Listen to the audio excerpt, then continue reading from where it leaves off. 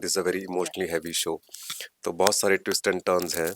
तो आपके एंटरटेनमेंट के लिए बहुत कुछ कर गुजरेंगे हम। आपको लोग कहते हैं कि यार तुम तो मुंबई चले जाओ, सो उनको भी बोलते थे, मेरे पापा को भी बोलते थे, मेरी मम्मी को भी। सो सबके मन में एक था कहीं ना कहीं, but no one had the opportunity. Father daughter का बॉन्ड है जो हाईलाइट करना चाह रहे हैं लोग कि क्या स्ट्रगल्स रही हैं फादर की अपनी लाइफ के अंदर। ऑडियंस आपको उसी कहानी पे प्यार दे रही है और आपको अच्छी अटेंशन मिल रही है, तो आई डोंट थिंक राइटर भी चाहते हैं कि वो स्टोरी से डाइवर्ट करे। जो कहानी उन्होंने लिखी है वो बहुत ही खूबसूरत है। Hi, I am Sandeep Baswana hi, this is Aditi Sharma, and you are watching us on I W M IWM Buzz. Buzz. Hi guys, firstly big big congratulations. Thank thank you. You. Sir Sandeep sir, मैं आपसे जानना चाहूँगी, फर्स्टली जब आपको ये show के बारे में पता चला that you are playing a dad character with a different no character, क्या क्या क्या फर्स्ट रिएक्शन था? बिकॉज आपने कई बार डैड का किरदार तो निभाया है, लेकिन ये काफ़ी अलग होने वाला yes, when they told me about the story, तो बड़ा अच्छा नरेशन दिया था हमारी राइटर ने हमको कि कैसे एक फादर डॉटर का बॉन्ड है जो हाईलाइट करना चाह रहे हैं लोग कि क्या स्ट्रगल्स रही हैं फादर की अपनी लाइफ के अंदर and how he sees a ray of hope.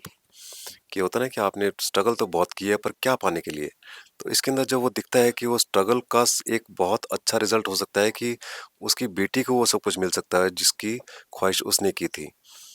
तो वो एक कहानी की हमारी जो पूरा एक शुरू में जो थीम है वो कि how a daughter fulfills her father's dream at the same time her own dream. So वो बड़ी खूबसूरत नरेशन था। तो for me like that's yeah if it's emotional and the emotion is true. है। Aditi, how was your first reaction? या Apollina जो नाम था वही बहुत मतलब डिफरेंट है। So first thing was, what is this name, what does that mean, and तो उसको लेके कॉन्वर्जेशन हुई। And the story is beautiful again, father daughter bond and being मतलब an aspiring astronaut, and that she's so hardworking. It was a very beautiful story when they narrated it to me. I was very intrigued कि क्या कहानी है आगे, फिर उसके बाद क्या होगा, so वो curiosity automatically generate हुई, which made me feel कि if I am curious as an actor to know what is happening next, I really want to know. So I'm sure audience will be equally intrigued and interested. So I said sure, let's do this then. जैसे कि promos और trailers में बताया ना, family का एक इच्छा पूरा करना चाहती थी। जी। Even in real life Aditi, your mom's always wanted to be you should be a actress. तो कितना कनेक्शन फील होता है ना, कितने सारे मेमोरी रीफ्रेम्स हो रहा है। 100%, not just my parents, like more like I think उस टाइम पे उतनी अपॉर्चुनिटीज नहीं थी। Like my grand mom also wanted to be an actor, and she had a beautiful voice, she was beautiful looking lady. And जैसे होता है ना, आपको लोग कहते हैं कि यार तुम तो मुंबई चले जाओ, सो उनको भी बोलते थे, मेरे पापा को भी बोलते थे, मेरी मम्मी को भी। सो सबके मन में एक था कहीं ना कहीं, but no one had the opportunity, और maybe it was not destined for them somehow. And somehow सबको बड़ा पसंद था कि actor and this field. So everybody was very supportive for me, and मुझे इवेंचुअली ये मौका मिला। एंड मुझे भी सब ऐसे बोलते थे, यार तू मुंबई क्यों नहीं जाती, you look so good, acting भी अच्छी करेगी, आई एम श्योर। ऐसे बोलते हैं ना, बचपन में ही आपको एक हर कोई कुछ बोलता है कि जी। यार मॉडलिंग ट्राई कर, एक्टिंग ट्राई कर, लंबी है, यू लुक गुड लुकिंग। सो उस टाइम पे तो कैरेक्टर सिर्फ ये होता है ना, अच्छा लंबी है लड़की और अच्छी दिखती है तो एक्टिंग कर लो, मॉडलिंग कर लो। तो एक्टिंग का ए भी नहीं आता हो भले ही। बट आई थिंक उसी वक्त मुझे लगा था यार करना तो है, करना तो है, बचपन से ही था कुछ ना कुछ। And by God's grace I came here. Sir, मैं आपसे जानना चाहूँगी कि आपने काफ़ी सारे शोज़ किए हैं, बट जब ये शो के बारे में बात किया जाए, ये शो में ना सास बहू ड्रामा है, ना लव अफेयर है या लव ट्रायंगल है। डू यू थिंक कि ये ऑडियंस को सबसे ज़्यादा पसंद आ सकता है या अट्रैक्ट कर सकता है? Because most of audience love to see saas bahu drama और लव ट्रायंगल, बिकॉज आजकल टीवी शोज़ में तो यही चल रहा है। नहीं, जब सास बहू ड्रामा आप बोलते हैं मुझे समझ में नहीं आता कि सास बहू ड्रामा, जब आप सास बहू का कोई सीरियल उठा के देखेंगे आपको लगता है सारे सीन सास बहू के होते हैं उसके अंदर। वो तो नाम दे दिया है किसी ने, सास बहू ड्रामा है क्योंकि उसके अंदर एक सास है एक बहू है, बाकी के लोग भी हैं, ससुर भी है, दामाद भी है, भाई भी है, वॉचमैन भी है, बहुत सारे हैं। कहानी जो होती है वो पूरे किरदारों के बीच में होती है। अभी जैसे आप बोल रहे हैं कि फादर डॉटर का एक बॉन्ड है, इसका मतलब ये नहीं कि फादर डॉटर के ही सीन होंगे सारे। सिर्फ दो ही कैरेक्टर नहीं है पूरे सीरियल के अंदर, बहुत सारे हैं। फादर डॉटर का बॉन्ड है, डॉटर मदर का बॉन्ड है, फादर सन का है, फादर और मदर का है, दादी का साथ में है। हाँ, father daughter could be the screen time ज़्यादा होगा शायद, इनके सीन ज़्यादा होंगे शायद। पर ये होता है कि what excited me about this story was the the writer's narration, that how they are making a show which is emotionally very heavy, at the same time it's not very cliche. Hmm.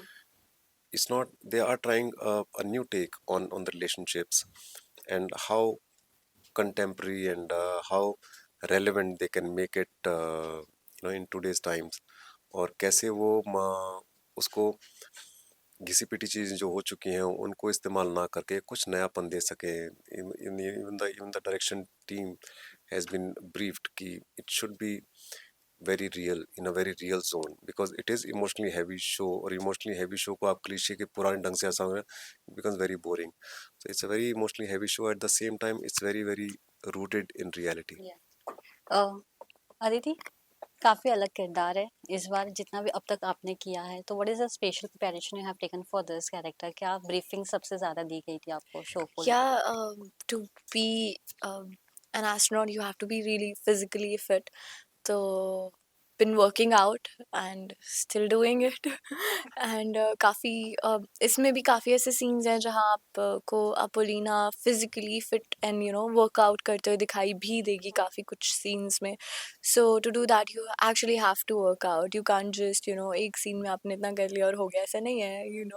So I think it's मतलब physical fitness required है.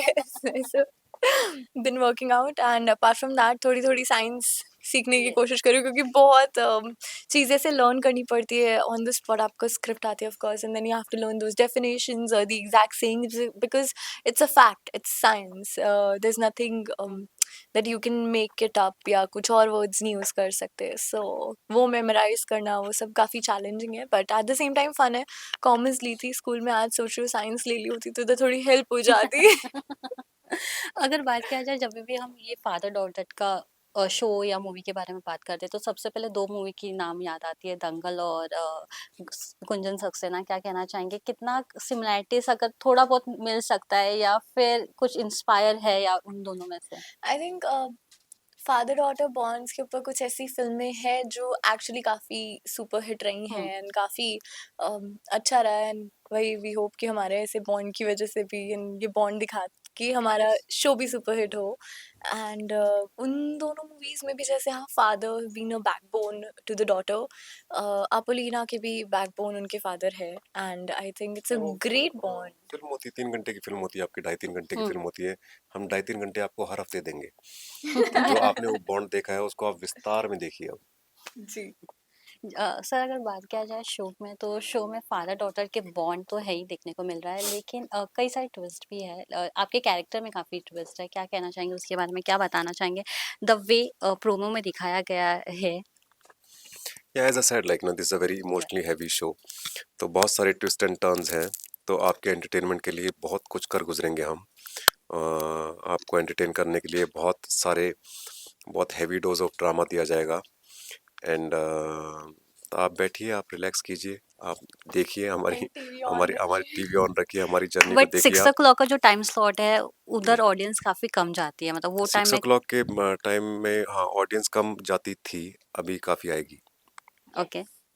Aditi, if we talk about show के बारे में, six, जैसे कि उन्होंने कहा 6 o'clock के टाइम में बहुत कम शोज चलते हैं जो सुपर हिट होते हैं, या फिर वीकेंड से उनको टीआरपी अच्छी मिलती है। Any TRP pressure? नहीं यार, आई think it's about the content of the show, and that is beautiful. कहानी बहुत अच्छी है, बॉन्ड बहुत अच्छा है, ड्रामा है.